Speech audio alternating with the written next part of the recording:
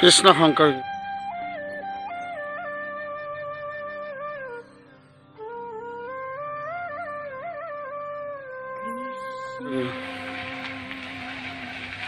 হে মোৰ প্ৰিয় বাপ বান্ধৱ আই মাতৃ তৰুণ তৰুণী সেৱা জনাই আহক।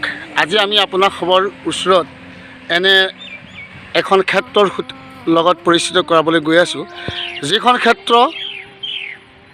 গোলাঘাট জিলাৰ নুমলীগড়ৰ তেল শোধনাগাৰৰ পৰা প্ৰায় 7 কিলোমিটাৰ নিলগত তেল গৰমত অৱস্থিতি, অৰ্থাৎ কানাইঘাটৰ সমীপত ৰংমং সত্ৰ। এই ৰংমং সত্ৰখনৰ এয়া আমি মুখ্য দুৱাৰ আপোনাক খবৰ আগত দেখাবলৈ সক্ষম হৈছোঁ। আমাৰ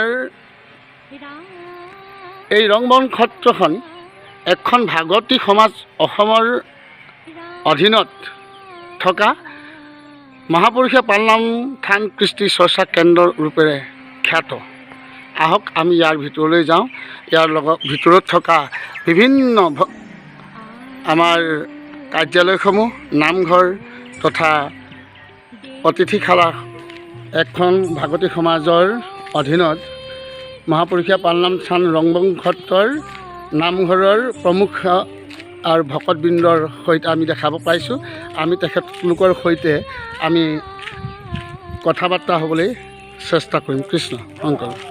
অ'কে, আহক হে সুধীবৃন্দ, আজি আমি আপোনাৰ খবৰ এই ঐতিহ্যমণ্ডিত এখন ভাগৱতী সমাজৰ অধীনস্থ মহাপুৰুষীয়া পালনাম থান ৰংমং সত্ৰৰ সত্ৰাধিকাৰ, অৰ্থাৎ এখন ভাগৱতী সমাজ সেৱক আচাৰ্য শ্ৰীযুত দেহেশ্বৰ বৰা আটাইদেৱৰ লগত আমি আপোনালোকক পৰিচিত কৰাওঁ আৰু আমি তেখেতৰ সৈতে দুটিমান বাৰ্তালাপ হওঁ।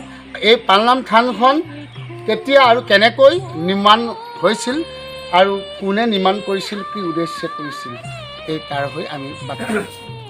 এখন ভাগৱতী সমাজৰ অধীনস্থ গোলাঘাট জিলাৰ তেলগৰমৰ পৰা প্ৰায় 1.5 কিলোমিটাৰ ভিতৰত অৱস্থিতি এই ৰংমং সত্ৰ, যি সত্ৰাধিকাৰ আমাৰ সন্মুখত আছে, সত্ৰাধিকাৰ প্ৰভুজনা শ্ৰীযুত দেহেশ্বৰ বৰা আটা। আমাৰ এইজন সকলোৱে অসমৰ পৰিচিত মহান গুণী জ্ঞানী। এতিয়া আমি তেখেতৰ সৈতে প্ৰথম আমি কৃষ্ণ প্ৰভুজনা কৃষ্ণ আমাৰ সেৱা গ্ৰহণ কৰিব। আমি আপোনাক প্ৰায় ইয়াতে জানিব বিচাৰিছোঁ যে এই ৰংমং সত্ৰখন এখন ভাগৱতী সমাজৰ অধীনস্থনে নাই এইখন মহাপুৰুষীয়া পালনাম স্থান এখন ভাগৱতী সমাজক চেৰাই পিনি কৰা অনুষ্ঠান, আমি এটা জানিব বিচাৰিছোঁ। এই অঞ্চললৈ আচাৰ্য পৰম আৰাধ্যতম ইলাৰাম দাস বাপেশ্বৰ আহি যেতিয়া ধৰ্ম প্ৰচাৰ কৰেহি, তেতিয়া তেওঁ এটা বিশেষ আহ্বান জনাইছিল যে মোৰ এখন নিজ হাতে প্ৰতিষ্ঠা কৰা থান এখন ৰাখিবলৈ খুব ইচ্ছা কৰিছে। তেতিয়া এই অঞ্চলৰ এজন মান্যবৰ নন্দেশ্বৰ হাজৰিকা ডাঙৰীয়াই এই ভূমিখণ্ড তেখেতক দিছিল, কিন্তু প্ৰায় 12 বিঘাৰো অধিক মাটিৰে এই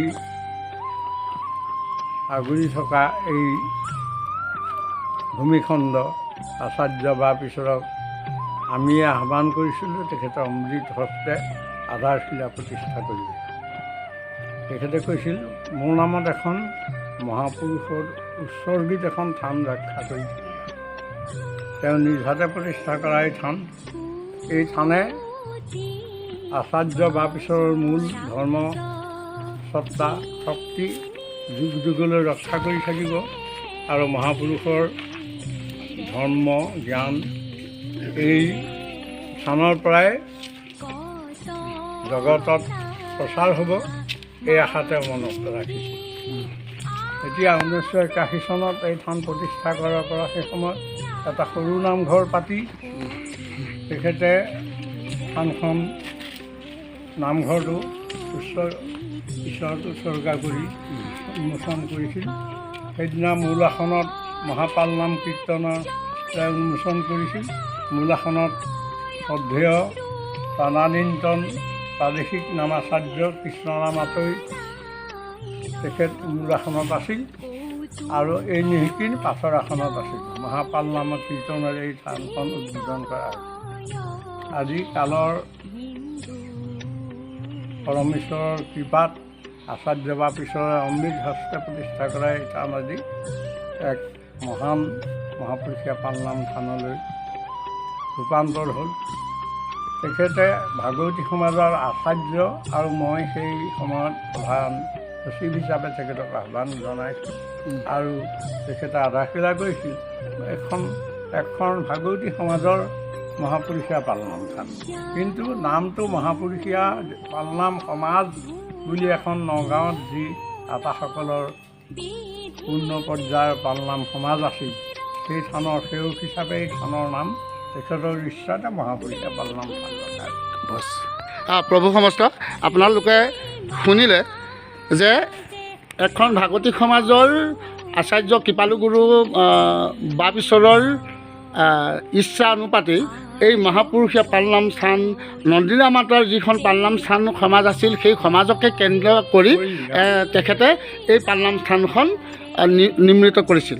আৰু ইয়াৰ অৰ্থ এইটো নহয় যে তেখেতে এই পালনাম স্থানখন মহাপুৰুষীয়া পালনাম স্থান যিখন আপুনি এতিয়া ওপৰত আমাৰ দেখিছে মহাপুৰুষীয়া পালনাম স্থান, ইয়াৰ অৰ্থ এইটো নহয় যে তেওঁ এখন ভাগৱতী সমাজৰ অসমক চেৰাই এই পালনাম স্থান প্ৰতিষ্ঠা কৰা লক্ষ্য নহয়। এইটো উদ্দেশ্যটো পৰম কৃপালু বা আচাৰ্য কৃপালুগুৰু বাপঈশ্বৰৰ ইচ্ছাধীনত অৰ্থাৎ এখন ভাগৱতী সমাজৰ অধীনস্থ এখন মহাপুৰুষীয়া পালনাম স্থান। এয়া হৈছে আমি সাধু সমস্যা আপোনাক হ'বক আমি ইয়াৰ পিছত খণ্ড ৱাইজ আমি প্ৰত্যেকটো ইয়াত থকা ইতিবৃত্তকে আদি কৰি আমি জনাবলৈ সক্ষম হ'ম। আমি ইয়াত থকা সভাপতি সম্পাদক তথা নামঘৰীয়া মহোদয়কে ধৰি আজি আমি বৰ্তমান ইয়াতেই আমাৰ প্ৰথম খণ্ড সামৰণি মাৰিছোঁ। কৃষ্ণ শংকৰ।